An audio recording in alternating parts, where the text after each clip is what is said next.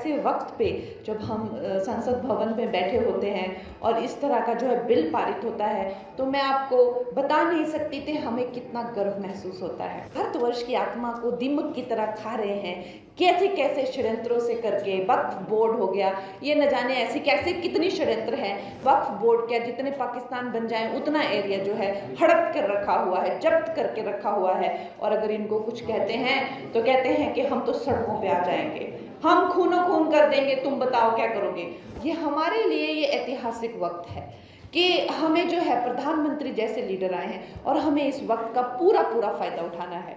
क्योंकि अगर हम अब चूक गए तो वो जो वाकई में जो मोदी जी कहते हैं कि यही समय है, सही समय है, वो एकदम सही है। क्योंकि अगर हम अब चूक गए तो we will never make it. ये वक्त वापस नहीं आएगा। इस तरह के जो इंसान है हमें फिर से नहीं मिलेंगे दोस्तों।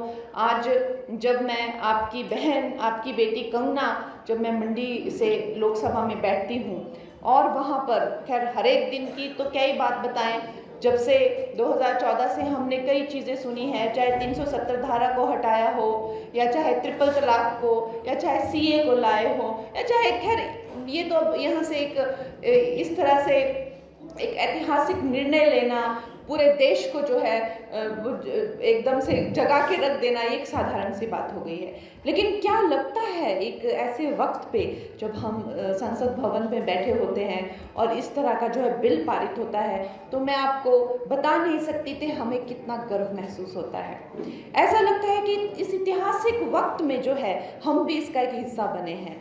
और जब वो वहाँ पे वोटिंग होती है तो वो कमरा लॉक हो जाता है, पूरा हॉल को लॉक किया जाता है और कोई भी सांसद बाहर नहीं जा सकता, वहाँ से आप हिल नहीं सकते, क्योंकि आपकी इतनी महत्वता होती है और आपको बार बार बोला जाता है कि कहीं मत जाना, आपका वोट है और ये बहुत ही ज़्यादा ज़रूरी है।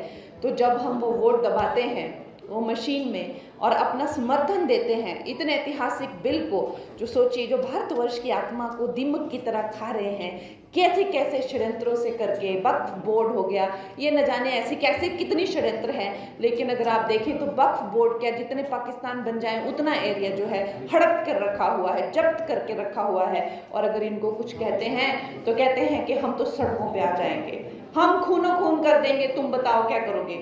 और आप देखेंगे अमित शाह जी ने उस दिन जब वो बिल पारित किया संसद भवन में, तो उन्होंने ललकार के कहा, जब विपक्ष के लोगों ने उनको डराने की कोशिश की कि जो है हम देखते हैं तुम कैसे पारित करते हो, तो उन्होंने ललकार के कहा कि आओ मैं देखता हूँ कौन, कैसे तुम सड़क पर उतरोगे और कैसे तुम खूनो खून करोगे। इस तरह के हमारे नेता हैं, इस तरह की हमारी लीडरशिप है, ना कि वो सिर्फ काम और ना कि सिर्फ वो साम दाम दंड भेद, हर एक नीति को, हर एक कूटनीति को, हर एक राजनीति को वो समझते हैं। और वो सबसे बड़ी बात तो है कि वो गुर्दा और जिगरा रखते हैं कोई भी काम करने का दोस्तों।